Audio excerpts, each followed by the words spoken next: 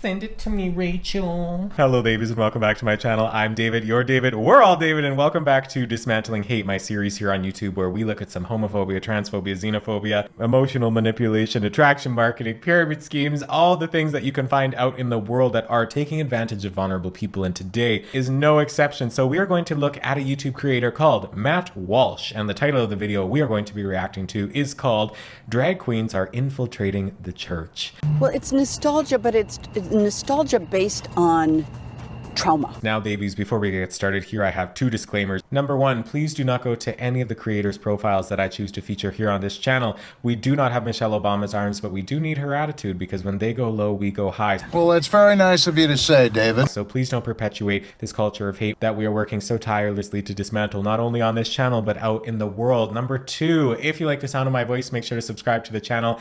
Like the video if you like the video. Let me know what you leave in the comments. And if you are a Bible thumper here to leave me a hateful comment, make sure it's funnier than it is mean, so I can put it in my reading hateful comments video that's going to be coming out very, very soon. Actually, you know what? Because this one has a religious undertone, I have a third disclaimer, and that is, I don't have a problem with religion. I think religion's great. If you love religion, if you love Jesus, God, Sky Daddy, the flying spaghetti monster, I think you should have the right to religious freedom. The problems that I have with organized religion are, number one, why is everything numbers in this video? Number one, if you are monetizing people's insecurities, if you are monetizing your religion in any way, shape, or form, I think that's disgusting, and I think you should be held accountable for exploiting people. Essentially, I think that's exploitative. I think that's predatory to be monetizing people's insecurities in the name of religion.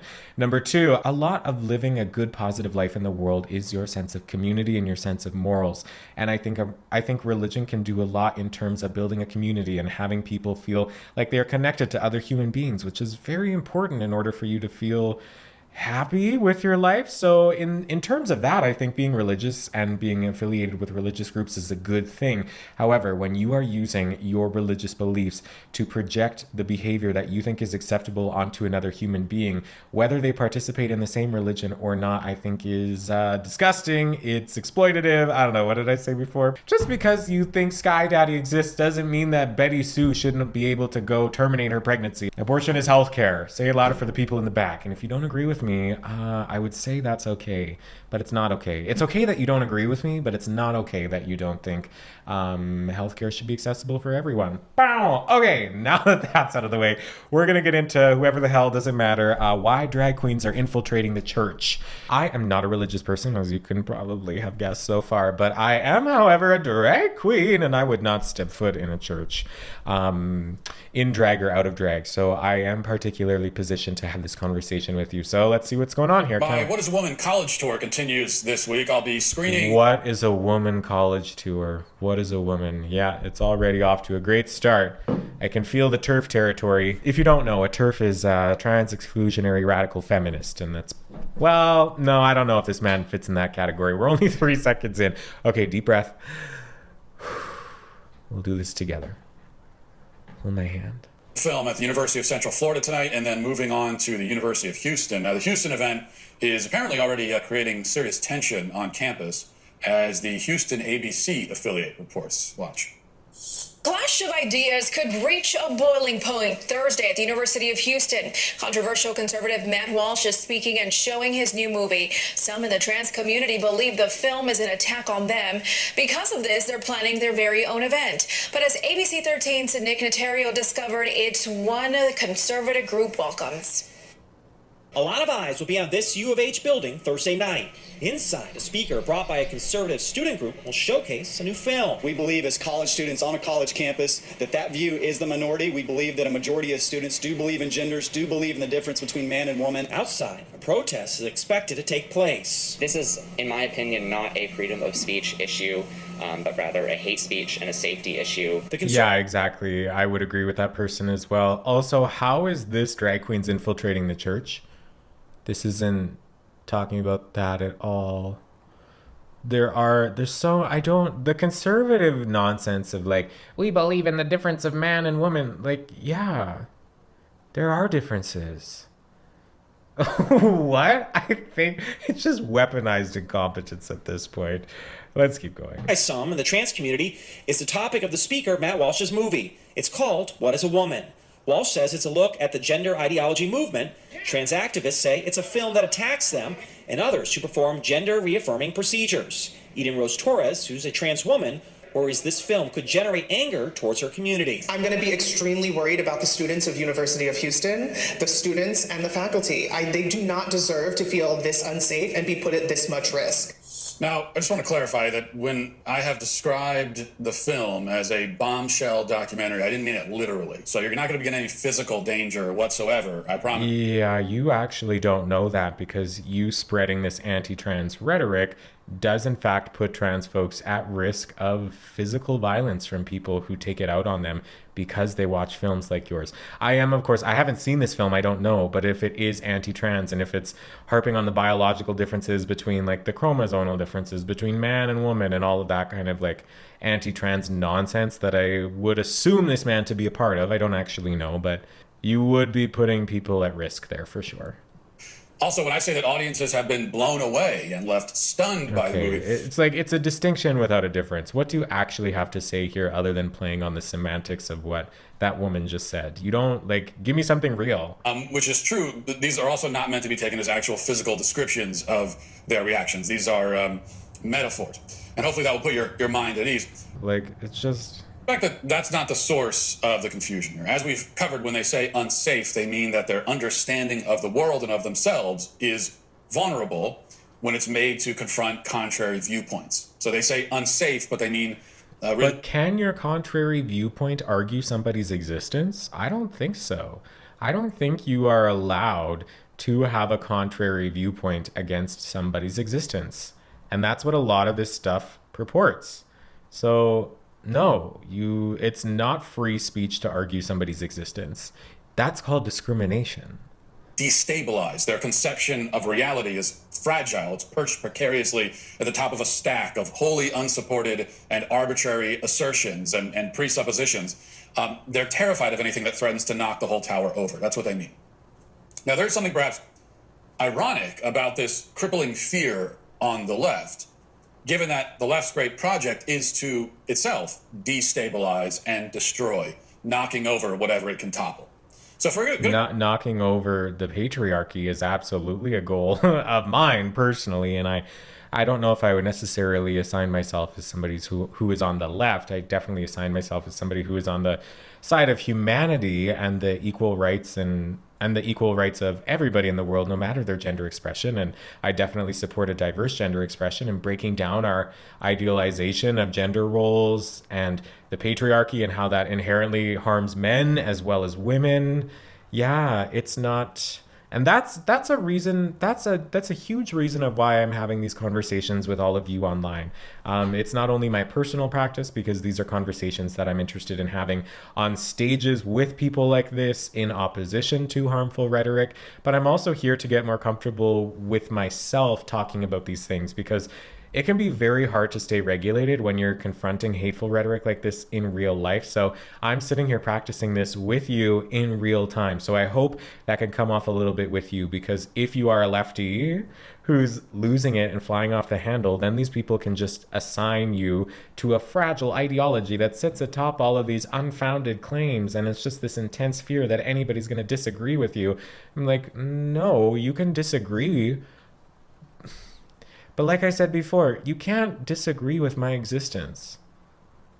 That's called discrimination. That's not what that is.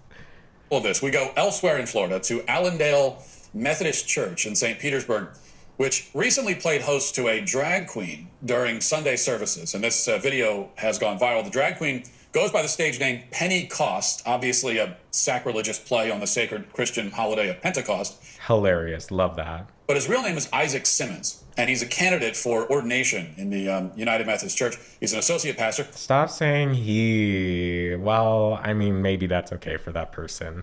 You can't be religious and play in drag. Have you seen the videos on Christian clowning? Fundy Fridays did a video on Christian clowning. Fascinating. Definitely go into YouTube after this and type in Christian clowning. There's, like, how is that? Anyway. He's also an atheist who proclaims that the Bible and God are, quote, nothing. Correct. makes these declarations in a slam poetry performance. Like, he's talking about the woke left standing atop things that aren't provable and presuppositions. Are you going to prove Jesus to me right now in this video? No, you're not. You're just... This never gets old, does it? Website where he proves that his imitation of a poet is even less convincing than his imitation of a woman. Listen. Look, the Bible is nothing. Nothing but poetry, pain, and performance. The Bible is no more holy than Allen Ginsberg's Howls of Life, no more peaceful than Oscar Wilde's Requiescat and Pache, and no more stronger than Tammy Faye's eyelash glue.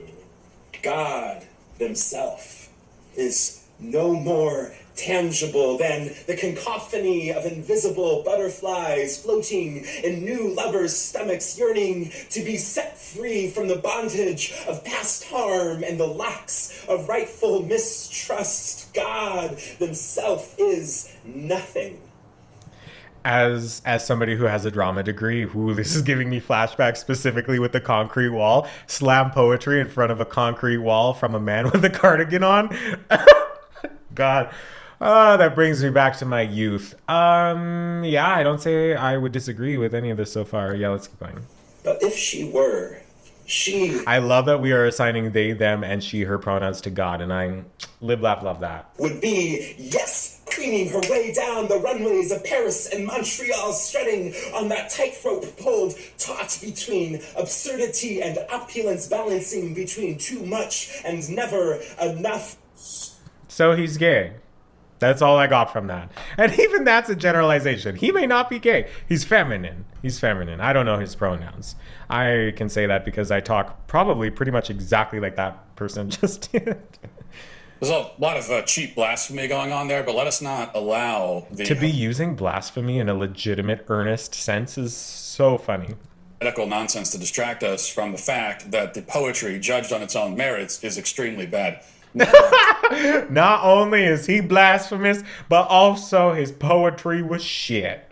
He doesn't talk like that. I just assume all hateful people to be Southern, and hey, that's probably pretty discriminatory of me. I'm sure there's lots of Southern people. I don't even know what that means. Southern where? Of the U.S.? Is that Southern Belle? Is that Southern U.S.?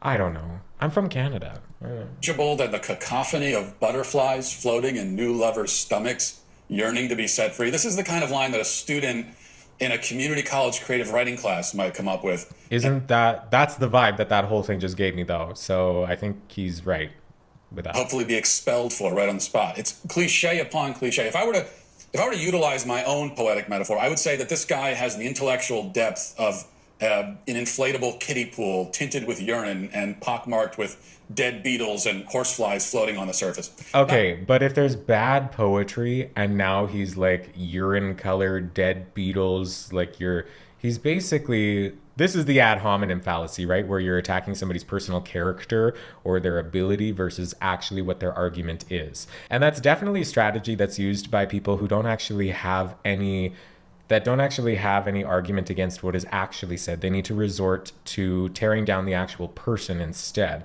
I'm not sitting here talking about how this man looks. I don't know. He looks pretty gay to me. But I'm not sitting here attacking this man's personal character or his writing ability. I am talking about what he is talking about, not what he looks like. And that's a really big sign of a red herring. He's trying to distract you by this.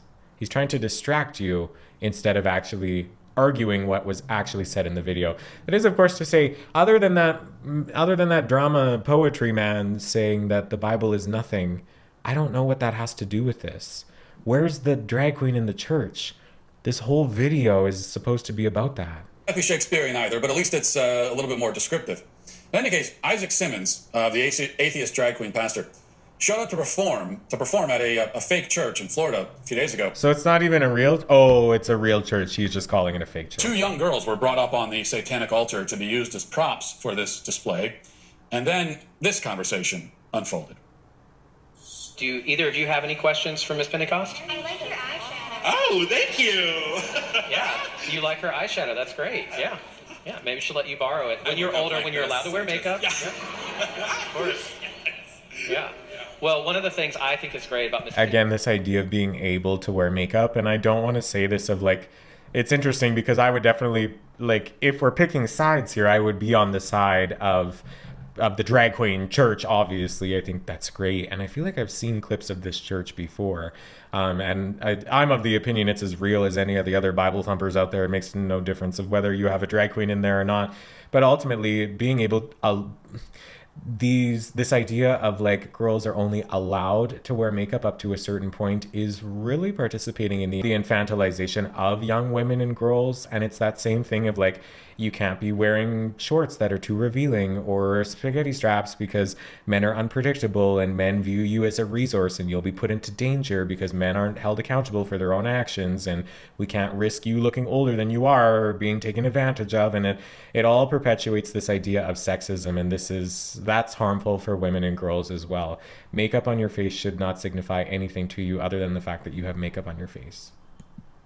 She reminds us that we follow a God who calls us to not conform to things of this world, that we're supposed to be transformed by the renewal of our minds. And that means that what I think today may have to change tomorrow if I continue to renew my mind. And it's so cool that we serve a God that calls us to continue to grow and continue to change into something new, and to not be bound by the ways that the world confines us sometimes, that we're supposed to live differently.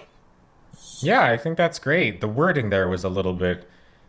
I think the wording could have been better there, but it's just a random sermon on a Tuesday, whatever. I think that was fine. I think that's great. Now, the apostate preacher there is referring to and hideously mangling Romans 12:2, which indeed warns us against conforming to things of this world, and calls for the renewal of our minds. What this actually means in context, if you read the sentences before and after it, is that we must live in a way that is, quote, holy and pleasing to God, and we must use, quote, sober judgment and avoid falling into pride and self-regard. We're told to conform ourselves to the body of Christ, love what is good and hate what is evil. That's what... Again, you're calling back to a book that doesn't exist. I'm of the opinion, like, it does. You're calling back to a book that was written so long ago, and there's been so many iterations. And how do you have different versions of religion, and how do you have religions that are older than some other ones? Like, it's all satirical. It's all a farce. You're calling back to a fairy tale, and like, I don't care if you're religious, you can have your religious freedom. I think that's important. But honestly, he is weaponizing his perception of religion into forcing people to conform to a certain standard. And that's gross. That's what the whole verse says. The verse, in other words, warns against precisely the sort of display we just witnessed. Drag is, among other things, profane, ostentatious, self-focused, prideful.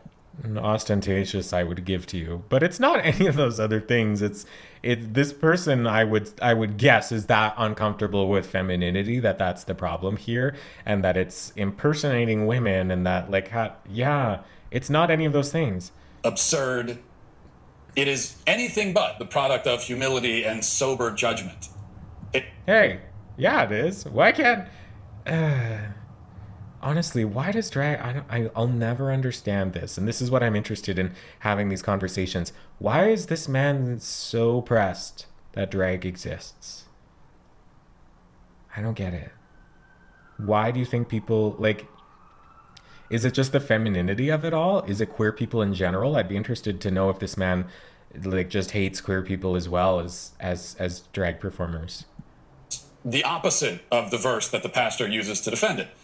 And of course, most importantly, drag is not a rejection of the things of this world. It is a thing of this world. It's a product of the decadence and moral insanity of modern American culture. It's hard because I want to take this, like, piece by piece and actually, like, walk through all of these things that he's saying. And, like, I guess I'm not here to change this man's mind. Like, the likelihood of this man watching my video is probably 0.0%. But like, I don't know, like, some people have this such extremist thinking, and drag is a rejection of gender roles. It is a product of the system that has kept people under the binary of gender.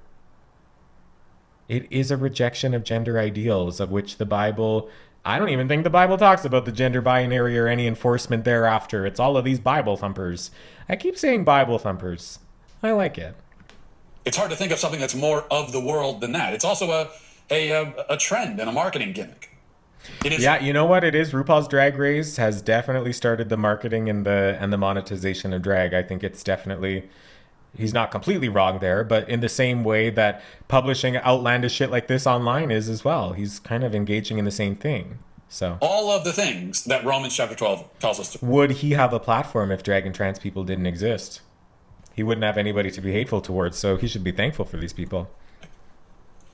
What the pretend pastor at the pretend church is really trying to say is that drag, especially when mixed with church or with children or with both at the same time, is meant to break down barriers. It's an attempt to destroy or at least weaken cultural guide rails and fences that have been put in place.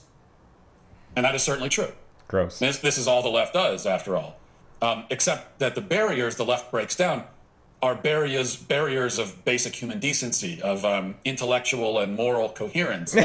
God, it's all the buzzwords, right? Like how is that? Drag is not indecent. Can drag be indecent? Absolutely. But it doesn't have to be, and that's the problem there, is that you can be in drag, you can have a feminine gender express, like, drag doesn't have to be indecent and immoral. It can be, but it's not always inherently like that. And it's not. There are forms of drag that are not okay for children to be around in the same way that there is music that is not appropriate for children.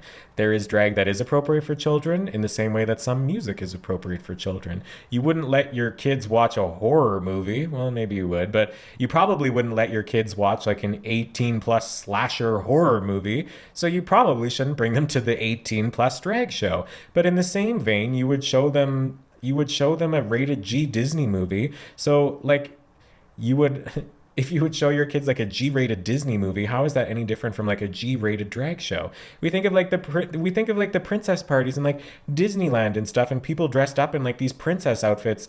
That's drag. That's drag. The only reason that alt-right people think that like those Disney princess parties are going to Disneyland period is any different than a drag show is because they're assuming the gender of the person underneath of it. Right? Princess, like Cinderella, is only acceptable as long as the person underneath of that has a vagina and not a penis.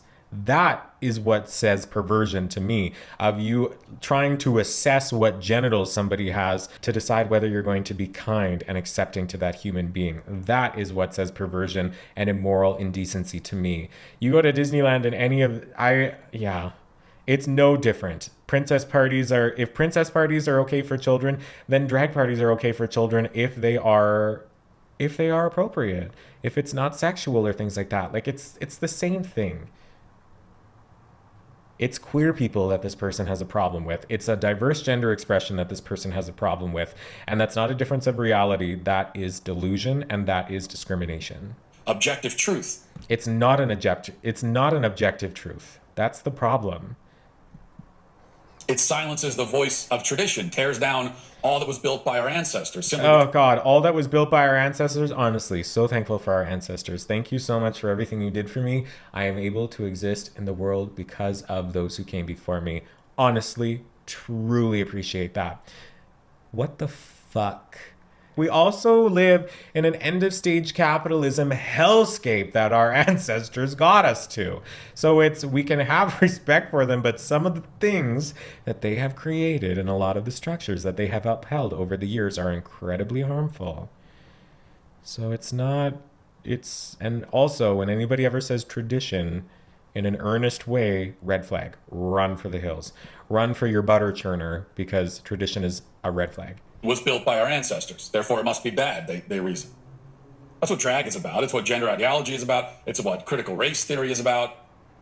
It's what everything. Oh, yeah, he's not just hateful against queer people. He's also racist. It's not good, but it makes me feel better because this man just hates It's not good, but it's comforting to know that he's not just hateful against one kind of person. He's hateful against everybody who's not a straight white male. And honestly, that's the case with so many of these straight white men, is that they are not They exist in the world only to glean validation from other straight white men, and that strikes me as kind of gay. Not that there's anything wrong with that, but it's definitely not what he's going for, so I wonder if he knows that. Left is about. This is the sort of renewal that the pastor was talking about. Now, people on the left, they might even agree with most of my characterization up to this point. Yes, they'll proudly proclaim, we are fearlessly tearing down barriers and we're claiming our independence and our autonomy because we're not conformists like the rest of you. But what they leave out is that the old barriers, you know, those barriers that made sense and which were rooted in natural law and objective... Made sense to who? Rooted? Ugh. Truth and traditions stretching back through the ages. Do we want to stay where we were in the ages where, like, he's only okay with staying where we were through the, like, he's referencing back to a time where it was a white male supremacy. That's why he wants things to be the way that they were, is because he had the most it's because he had the most power in society. And now that the grip on control of the entire world is slipping from the straight white man, thank God it is, because again, they're the ones that got us into this capitalist hellscape that exists right now. Like, thank God they're not the ones that are completely in power anymore. In a lot of places they are, but that's why he's so pressed about this, is because he's losing power and influence, and thank God he is. Not knocked down to reveal a wider and wilder landscape where people are free to just roam and do whatever they want. Exactly. You can't be free because then you won't participate in capitalism. We can't use you and monetize you to the same amount as we did before. We can't exploit you to the same levels as you were before. We can't control your behavior as much as you were before. So you will wake up and see what our world actually is and how limiting of a human experience so many of us are limited to because of the gender binary, because of discrimination of any form. This is really sad. This is really sad. No, the old barriers are simply replaced with new ones. And the new ones, it turns out, are far more restricting and constricting. They're also arbitrary and intellectually indefensible. Oh God, intellectually indefensible. You can be intellectual, but also like an asshole too. And I think that's where this man falls. So the barrier, which says that you shouldn't include children in your cross-dressing performance, that goes away, for instance. We're tearing that one down. Why? That doesn't, that first, again, the cross-dressing, because not all drag performers are cross-dressers. I don't know, like some drag performers consider themselves cross-dressers, which is fine. You get the autonomy to say whatever you want about what you do. I don't consider myself a cross-dresser.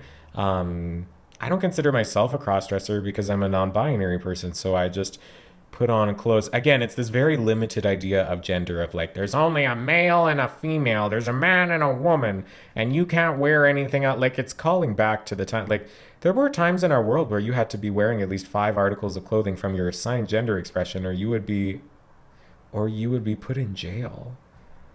And that's only like, that's not that long ago either. So you have to question the motivation. What does this man personally get out of spreading this kind of hateful ideas? Is it the selling of his book? Is it the monetization of his movie? Like, what do these people actually get out of doing this? What does a drag performer get out of performing in church? I don't know what this answer is. But a new one, which says that you should not show a popular documentary on a college campus, is put in its place. So you could dress in drag and dance around kids, but you can't show a documentary dealing with a serious subject to a bunch of college students. Like, I understand what he's saying, but again, one of them is, I don't know if the drag performance in church is necessarily free speech. It might be like freedom of expression, but it's not discriminatory. That's the thing. Again, I don't know anything about his documentary, but I would assume, based off of what he said here so far, because he strikes me as a very discriminatory man. All sorts of new restrictions are put in place. Because they are discriminatory and go against human rights. New fences are built. Because the old ones allowed for discrimination and racism and homophobia and transphobia, xenophobia. Like, how do we not? New ones are all tenuous. They're all fragile. They blow over in a slight breeze.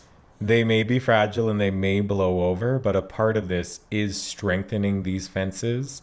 that need to be reinforced. And hi, it's me. I want to be a part of strengthening those, not only for myself so I can leverage my own voice and platform for this kind of stuff, but for you watching this as well. I hope you are feeling a little bit more confident, because honestly, he's just a lumberjack here sitting in front of a homophobic book. Like, he's not anything special. And not that I'm saying I'm anything special either.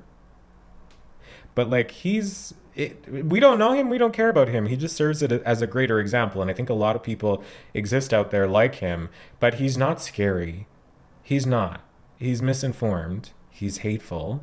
And yeah, he's literally just some guy with a microphone and too many opinions, kind of like me. So yeah, we have this practice so we can talk about these things so our fences don't blow over. Because if we take these things as personal attacks, which it's very easy to do, but if you take things as a personal attack, it's harder to defend, because he doesn't care about you as an individual. He doesn't care about me as an individual.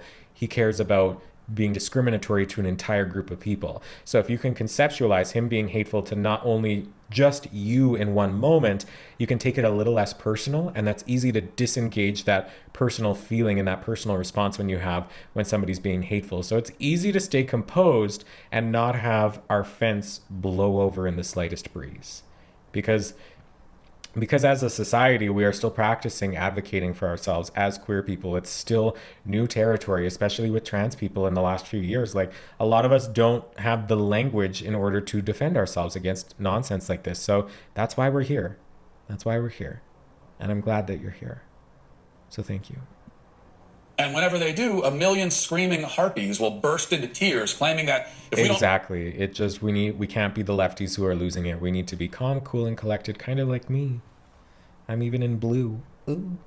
Respect these new boundaries, people will die. So, what's the... Well, they will. Gender affirming care, it can be life-saving. Here, we leave the old ways behind, but we're not freer, it turns out.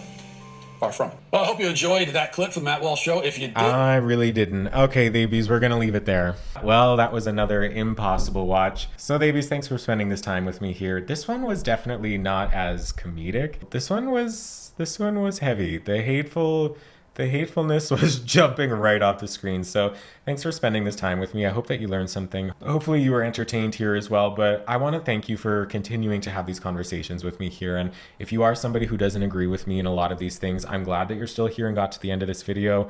If you like the sound of my voice, consider subscribing, leave a like if you like the video. Tell me what you think in the comments. Do you agree with any part of what this man has to say? Again, if you're here to leave a hateful comment, make sure it's funnier than it is mean so I can include it in a nice, fun reading hateful comments video. So you can listen to my podcast on Spotify or watch it on YouTube.